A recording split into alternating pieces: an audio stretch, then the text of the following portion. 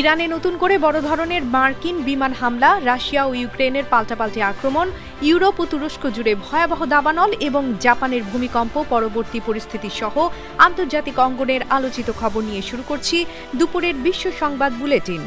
কয়েকদিনের বিরতির পর ইরানের বিভিন্ন সামরিক স্থাপনায় আবারও বড় ধরনের বিমান হামলা চালিয়েছে যুক্তরাষ্ট্র। মার্কিন সেন্ট্রাল কমান্ড জানিয়েছে, প্রায় 2 ঘণ্টার অভিযানে ইরানের বিপ্লবী গার্ডের কমান্ড সেন্টার, ক্ষেপণাস্ত্র ও ড্রোন স্থাপনা, উপকূলীয় প্রতিরক্ষা ব্যবস্থা এবং সামুদ্রিক অবকাঠামো সহ কয়েক ডজন লক্ষ্যবস্তুতে আঘাত হানা হয়েছে।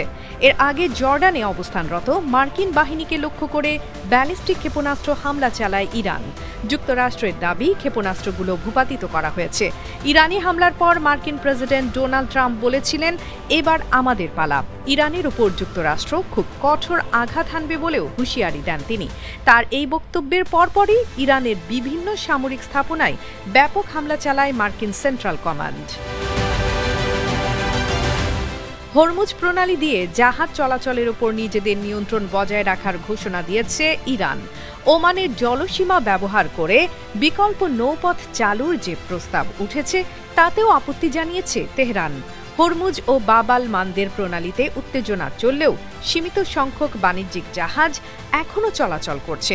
তবে মধ্যপ্রাচ্যের সংঘাত আরও ছড়িয়ে পড়ায় জ্বালানি সরবরাহ ও আন্তর্জাতিক তেলের বাজার নিয়ে উদ্বেগ কাটছে না। লোহিত সাগরে হুতিদের হামলা থেকে বাণিজ্যিক জাহাজ রক্ষায় নতুন একটি আন্তর্জাতিক জোট গঠনের উদ্যোগ নিয়েছে সৌদি আরব। সম্ভাব্য এই জোটের কাঠামো নিয়ে মধ্যপ্রাচ্য ও ইউরোপের কয়েকটি দেশের সঙ্গে আলোচনা চলছে। সৌদি আরবের বিরুদ্ধে হুতিদের নৌ অবরোধের ঘোষণা এবং জাহাজে হামলার পর এই উদ্যোগ নেওয়া হয়েছে। তবে কোন কোন দেশ জোটে যোগ দেবে তা এখনও চূড়ান্ত হয়নি। কিয়েভ ও ক্রিভি রিহ সহ ইউক্রেনের বিভিন্ন শহরে রুশ ক্ষেপণাস্ত্র ও ড্রোন হামলায় 2 শিশুসহ অন্তত 7 জন নিহত এবং 15 জন আহত হয়েছেন। অন্যদিকে রাশিয়ার পেনজা অঞ্চলের একটি গুদামে ইউক্রেনীয় ড্রোন হামলার পর আগুন ছড়িয়ে পড়ে। এতে 1 জন আহত হন এবং সেখান থেকে প্রায় 200 মানুষকে নিরাপদ স্থানে সরিয়ে নেওয়া হয়।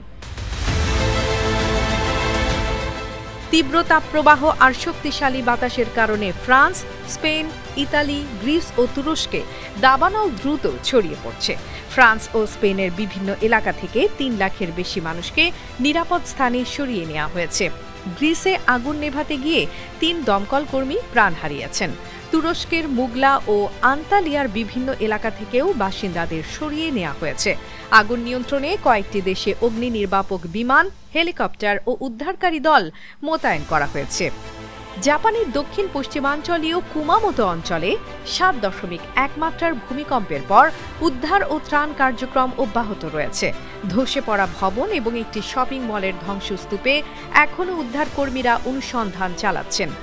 সব মিলিয়ে মধ্যপ্রাচ্যে কয়েকদিনের বিরতির পর আবারও শুরু হয়েছে সরাসরি হামলা, পাল্টা হামলা। রাশিয়া ও ইউক্রেনও একে অপরের ভূখণ্ডে ক্ষেপণাস্ত্র ও দূরপাল্লার ড্রোন হামলা বাড়িয়েছে। এর সঙ্গে ইউরোপ, তুরস্কের দাবানল এবং জাপানের ভূমিকম্প বিশ্বজুড়ে মানবিক ও অর্থনৈতিক উদ্বেগ আরও বাড়িয়ে দিয়েছে। আন্তর্জাতিক ডেস্ক, বাংলা ভিউজ।